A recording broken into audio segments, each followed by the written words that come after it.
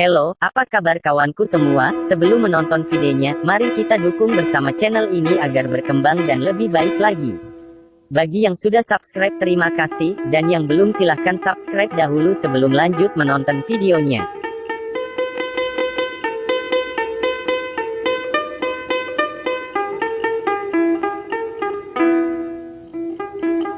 Indonesia adalah sebuah negara yang kaya raya, baik berupa sumber daya alam, aneka adat istiadat dan budaya, serta berbagai suku bangsa. Salah satu dari kekayaan itu adalah keanekaragaman suku-suku yang ada di Indonesia, yang salah satunya adalah masyarakat Dayak Dhohoy Ut Danum, yang merupakan etnis Dayak yang mempunyai adat dan tradisi mengayau.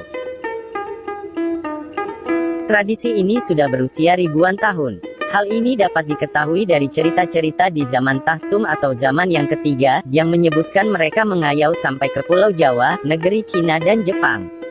Hal ini mereka lakukan untuk memenuhi tuntutan adat dan tradisi, yaitu yang pertama ketika melaksanakan upacara adat Dalo, atau upacara pembersihan kematian, di mana harus ada kepala manusia yang ditancapkan di bawah tiangnya. Upacara adat ini dilaksanakan dengan memperhatikan angka ganjil, artinya paling sebentar 3 hari, 7 hari, 1 bulan, 3 bulan, 7 bulan, 1 tahun, 3 tahun, dan yang paling lama itu adalah 7 tahun. Keluarga yang melaksanakan upacara ini memilih durasi yang sesuai dengan kemampuan mereka. Selama upacara ini belum sampai pada ondo ulekas atau hari hanya, maka setiap hari harus memotong minimal 1 ekor babi, artinya jika upacara itu sampai memerlukan waktu 7 tahun, maka selama 7 tahun itu setiap harinya minimal memotong 1 ekor babi dan pada hari hanya membunuh ayam, babi, sapi dan kerbau. Menurut para orang tua-tua, pada zaman dahulu, jika seseorang ingin menjadi pemimpin, maka dia haruslah seseorang yang tahtu motong hulo bolum, kaya raya, banyak hasil mengayau, dan mampu bertahan hidup. Sebuah nilai yang sangat diagungkan pada masa itu, tetapi jika dikonfrontasikan dengan nilai-nilai yang ada sekarang, maka sangat bertentangan dengan nilai-nilai agama, hukum negara dan nilai-nilai kemanusiaan. Pada zaman itu, jika seorang pemuda ingin melamar seorang gadis, maka dia harus mampu mempersembahkan 14 kepala orang yang sudah berhasil dikayaunya sendiri sebagai mas kawinnya, di samping tempayan mahal, gong, dan peralatan adat yang lainnya. Para calon mertua menuntut hal seperti ini, karena mereka hanya bisa mempercayakan anak mereka kepada pemuda yang mampu melindunginya menghadapi kehidupan yang sangat keras pada waktu itu.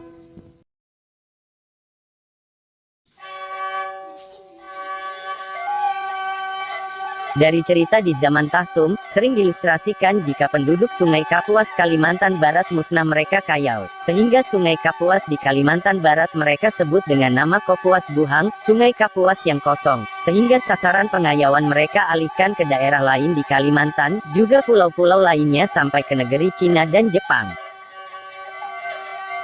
Ketika sasaran pengayauan sampai ke daerah yang sekarang menjadi daerah administratif Kalimantan Tengah, maka nama Sungai Kapuas dan Sungai Melawi mereka pindahkan ke sana, sehingga di Kalimantan Tengah dewasa ini terdapat nama Sungai Kapuas dan Sungai Melawi.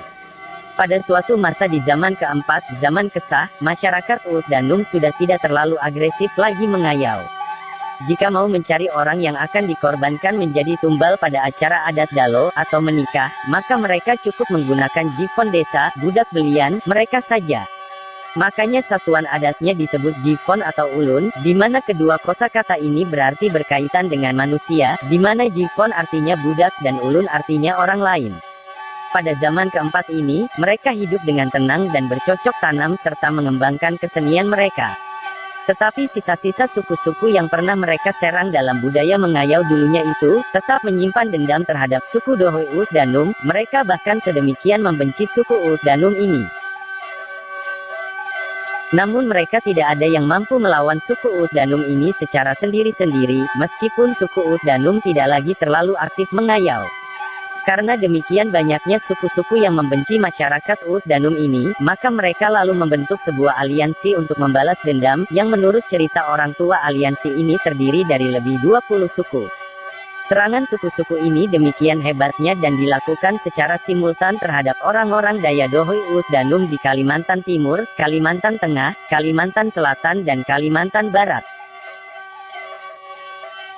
Menghadapi serangan gencara ini, masyarakat Ud dan Num sangat kewalahan, apalagi mereka tidak lagi mempunyai para ksatria tangguh seperti Tambun dan Bungai seperti di zaman Tahtum yang bisa terbang, bisa menghilang, bisa berjalan di atas air dan memiliki demikian banyak senjata pamungkas.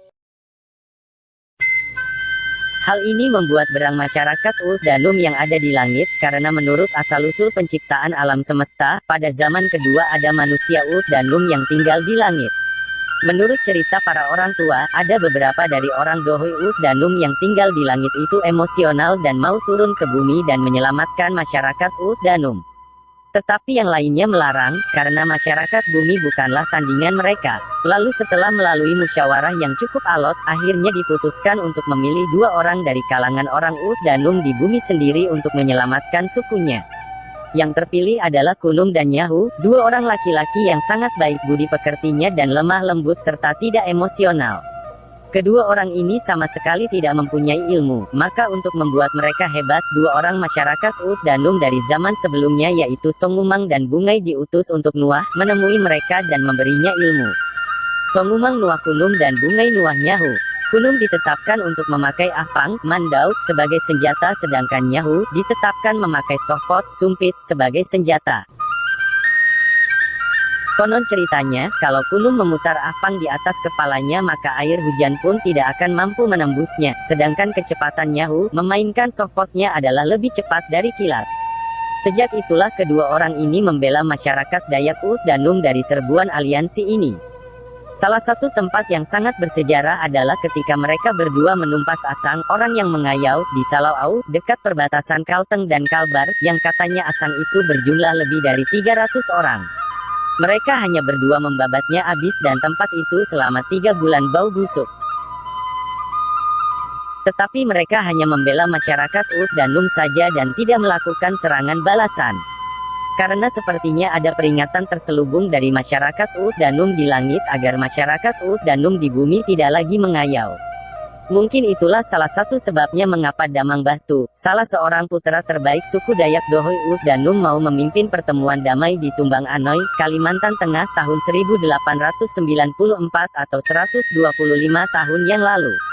Dalam pertemuan damai ini, Damang Bahtu mengorbankan 40 ekor kerbau, 40 ekor sapi dan ribuan ekor babi miliknya sendiri, di luar membuat perkampungan sementara, menyediakan beras, sayur-sayuran, dan lainnya untuk makan ribuan orang dari seluruh pulau Kalimantan dalam menghadiri pertemuan damai yang terutama menghentikan adat pengayauan itu.